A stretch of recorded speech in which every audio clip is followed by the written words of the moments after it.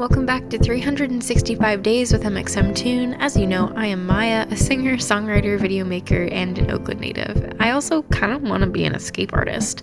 I'm a big fan of history too. I love untold stories, gross facts, hidden secrets, anything weird, dark, and funky from the past. Each day I'm going to share a few of my favorite deep cuts with you, so let's take a look at today's stories. It's 365 with mxmtoon. New facts every day, so don't leave too soon. I'm gonna teach you stuff, no it won't be tough. Gonna go a year till you've had enough. It's 365 mxmtoon. Today, in 2001, the Mexican drug lord Joaquin El Chapo Guzman escapes from Puente Grande maximum security prison near Guadalajara. His method of escape? Bribing prison guards and hiding in a laundry cart, of course. But let's reverse and dig deep into this great escape. El Chapo came to prominence and notoriety as the leader of the Sinaloa cartel in the 1980s. It's one of the most powerful drug cartels in the world and is known for its horrendous use of violence. They smuggle and distribute Colombian cocaine, Mexican marijuana, methamphetamines, and heroin into the United States. El Chapo was captured for the first time back in 1993 in Guatemala, after a massive manhunt to find and arrest him.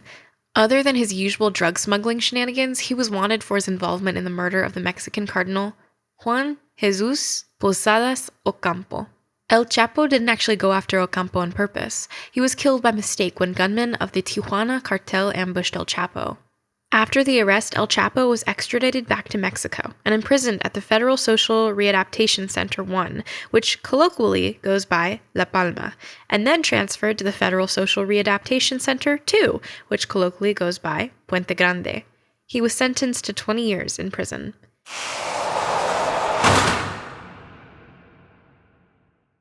But even once he was behind bars, he still managed his whole drug-running, crime-doing operation from prison. He basically made the prison, Puente Grande, his base of operations, despite it being a maximum security facility. I guess you don't get to be a drug kingpin without learning some crafty tricks for managing your affairs. He also lived a life of relative comfort and luxury for a prison while at Puente Grande. Many of the people working in the prison were even on his payroll. He ordered whatever food he wanted from a menu, including lobster, kept up with his illicit businesses by cell phone, and even had the opportunity to accept a variety of visitors. Despite this relative level of comfort, El Chapo still wanted to escape because he feared being extradited to the United States, where the prisons would not be so lenient with him. On January 19, 2001, a paid-off prison guard opened his cell and escorted him out of the prison in a laundry cart. The prison security cameras were disabled, and he was driven off the prison grounds by one of the prison guards. And just like that, El Chapo was freed from prison, for the time being. When word of the escape spread through the prison and to the world beyond, chaos ensued, and the Mexican government said that they would launch a massive manhunt ASAP. During the manhunt, the Mexican army ransacked the nearby towns to the prison, looking for El Chapo in houses, government buildings, and over the land of ranches. They found nothing. His associates' houses were raided, and while they were able to confiscate weapons and stolen cash, they found no traces of El Chapo. The manhunt was extended beyond the area of the prison, going nationwide, and hundreds of men were involved in the search. For the next 13 years, El Chapo successfully was on the run, moving between various ranches, houses, and hideouts, mostly in his home state of Sinaloa. Police always thought they were finally about to catch him, but when they descended on a location, he'd already be gone. They began to retaliate by burning his properties and vehicles, but it didn't stop El Chapo from continuing his escapades. He even appeared in public from time to time. According to one story, he ate at a restaurant in Nuevo Laredo, where he told all the customers that they couldn't leave or use any electronic devices until he finished his meal. In exchange for their compliance, he picked up the tab for the entire restaurant. Numerous incidents like this one at the restaurant were reported over the years. During this time, El Chapo also set up complex systems of communication to be able to communicate with his employees, like sending text messages through several devices, lieutenants at wireless networks, and public Wi-Fi to avoid detection. El Chapo stayed free through the terms of 3 different presidents of Mexico. Reports of his death came in sporadically throughout these years, but they all turned out to be false. The government was finally able to get close to El Chapo by working to break his closest lieutenants and finally being able to arrest cartel chiefs. He was finally rearrested in February 2014 at a condominium in the beachside resort town of Mazatlan. At the time, he was regarded as the world's most wanted criminal. But just wait. He escaped from prison once again after this arrest. El Chapo's second prison escape is even wilder than the first. He literally had an escape tunnel built beneath the prison, and it's estimated that the escape tunnel cost $50 million to build. The entrance was placed in the only blind spot of his cell's security cameras, which was near the shower. The escape hatch began under the shower. After the second escape, he only managed to stay out of prison for about 6 months before being captured again. As of now, he's back in prison, this time in the United States. For the moment, at least.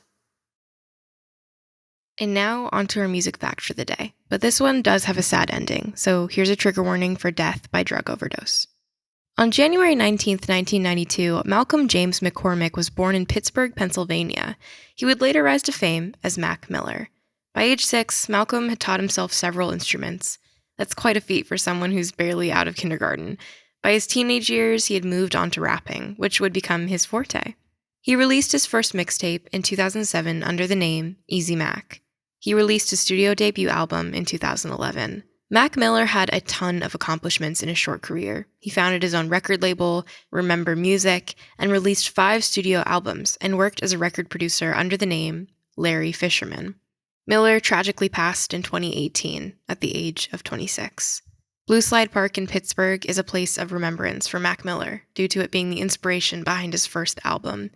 The Mac Miller Circles Fund was founded to support community building initiatives in his memory, and it issued a grant to Music Cares to help young musicians with substance abuse issues. I personally never got into Mac Miller's music very heavily, but I remember the day that he passed away and watching my friends who spent so much time listening to his work and consuming his music and really looking up to him and everything that Mac was able to accomplish. And I think that that was a really tough day in the world to look at Mac's legacy. And I think it's really comforting to even look at the world now and see just how much he touched the lives of so many people.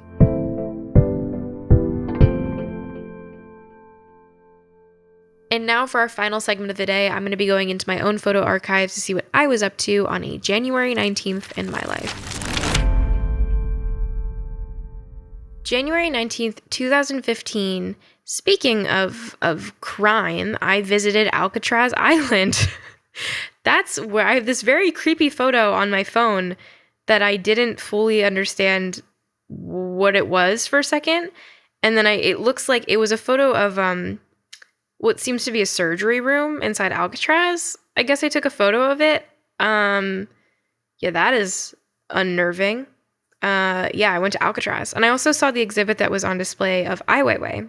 If you are familiar with who he is, he's a artist from China who's actually gotten into his fair share of trouble with the law. But it was a very cool exhibit of thinking about Ai Weiwei's own story with creative expression and being an artist and making political commentary through his art at a place like Alcatraz, which is such a historical place when it comes to being a prison. So that was a very neat exhibit, and I'm very lucky that I got to do that. Thanks so much for going back in time with me, and remember to subscribe wherever you listen to podcasts so you can come back tomorrow for more facts from yesterday. It's 365 with mxmtoon. New facts every day, so don't leave too soon. I'm gonna teach you stuff, no it won't be tough. Gonna go a year till you've had enough. It's 365